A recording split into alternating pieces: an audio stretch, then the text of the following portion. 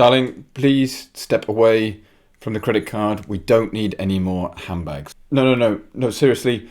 Can we not watch The Queen's Gambit on Netflix? I'm really keen on watching the rugby. Oh, hey.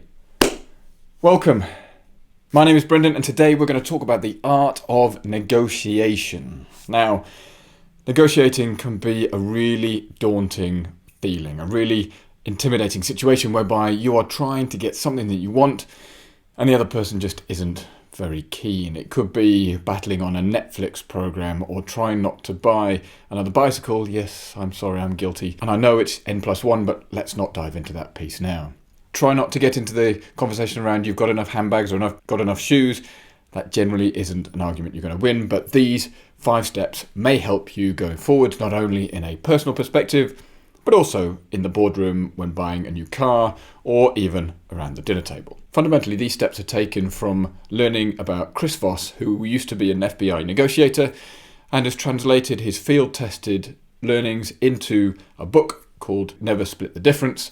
And here, having read about that and used some of these over the last few months, can wholeheartedly agree that they work. I genuinely believe that you should have access to these negotiating tips because we all need to negotiate at some point or other. Negotiation is an art. It's not actually, contrary to popular belief, a bit of a ding-dong and you're trying to get one over on the other person. Yes, it can look like that if you're watching Suits, which, listen, I'm a massive Harvey Specter fan, but sometimes you might need to take a slightly more subtle approach. You don't want to be arguing blind with the other person. That's not the purpose of the negotiation. Really, it comes down to being a bit of a dance partner, and that seems like a slightly strange analogy to use when talking about negotiation, but it is actually true. You want to work with the other person to come to a mutually beneficial outcome for both of you, even if it does feel like you have got the upper hand or ultimately you've got what you wanted. Really, the 5 steps that we're going to go through today, you can apply to any situation. I'd encourage you to learn them and practice, and then if you want to roll them out when you're buying a new car or you're sat in the business boardroom, or even if you're trying to negotiate with your child around eating more vegetables at the dinner table, then that's up to you. So let's dive straight in. Number 1, you need to mirror your words selectively. Try repeating the last 1 to 3 words that the other person, that your counterpart has said to you, back to them. This is actually the quickest way to establish rapport with the person across the table or the person on the other end of the phone. It has a tendency to make them feel safe. And safety and comfort is what allows people to take the barriers down and ultimately for negotiation to move forward. One of the ways to do this is to just drop your tone. Chris refers to the use your late night DJ voice and then end your sentences in slight upward inflections. That has a tendency to put people at ease. Don't go in all shouty and aggressive because that generally puts people's backs up, and if people start operating at arm's length, you're not going to get what you need. You want somebody to feel comfortable in the conversation, and ultimately that's how you can begin to make progress.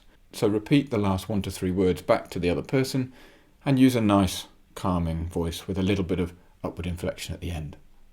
See how you get on. Number 2, practice tactical empathy. Proactively label their fears. The easiest way to do that is to say something along the lines of, it sounds like you're afraid of whatever it is. By doing this, you can actually go a long way to disarming them. If you have listed out everything that could possibly go wrong, or detailed the worst things that the other side could say, that disarms the situation. If you've already labelled and articulated what the worst that the other person has said, then if they say it, then actually you're in a far better position because A, it's been said already, B, you're ready for it, and C, it has less of an impact than they were hoping. If you were to use it in a business sense, it might say, are you not interested in pushing this project forward anymore? If you're trying to talk to somebody from a life coaching perspective, it might say, it sounds like you're afraid of your relationship falling apart. Or it might sound like, do you not want to do this because you'll look silly? I mean, obviously, people are likely to use slightly more aggressive language, and it could be a far more insightful and hurtful thing. But if you label it and bring it out up front, then all of a sudden, the element of surprise is gone. It can be quite daunting because you have to open yourself up to understanding what is the worst thing that they could say to you. Just get there first. So practice tactical empathy. Number 3, get to a no. More often than not, we think that we need to push for somebody to say yes.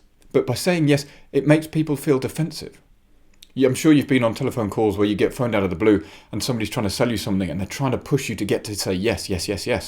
Well, in fact, saying yes is easy, but it automatically makes people feel defensive. If you can get somebody to say no, it makes them feel safe. It means they're operating in their comfort zone, in the boundaries of which they feel safe. By pushing somebody to say yes, it can often feel like a trap.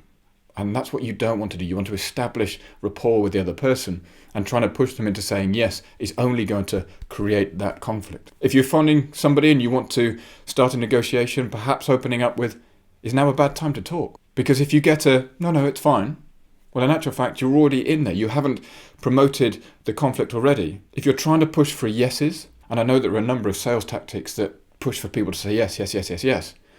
Automatically, and I know this from personal experience, if you're pushing me to say yes, I'm automatically wary of what you're trying to do. If you can get to a no, then it generally makes people feel safe. So think about it and maybe try the next time you need to speak to somebody. Number 4 is triggering. That's right.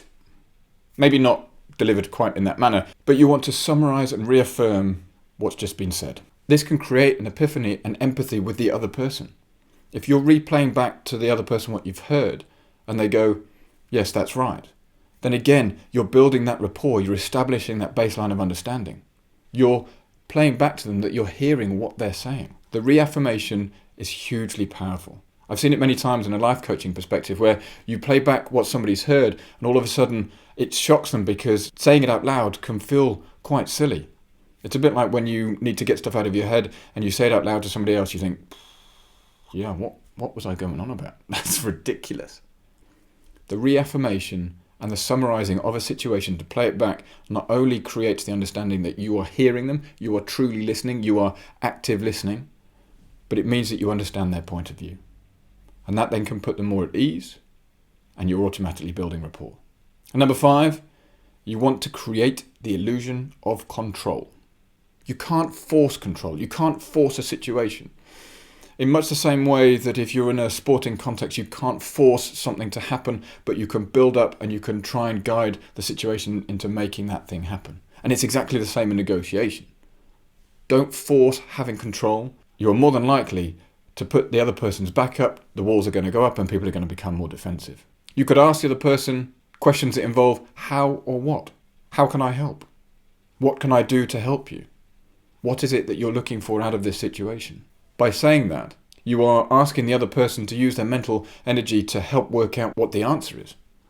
If you can get them to determine what the answer is, you automatically become more in control because you now know what they're trying to get to. So not only have you actually created control by asking them what it is they want, you've built rapport. You can reaffirm back to them exactly what they've said so that they trigger a yes, or they trigger a that's right. Do you see how these all fit together? Now these 5 steps take time and they're not the easiest to implement.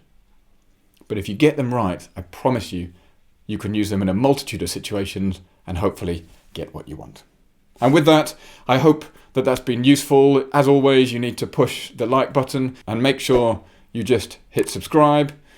Please make sure that you nudge the bell because that means that you will get the content the moment it's released. And I'd love for you to comment below. Tell me whether I'm talking nonsense or it's been helpful. But with that, the 5 steps to help you negotiate like a boss. Please check out my other videos and I will see you all soon.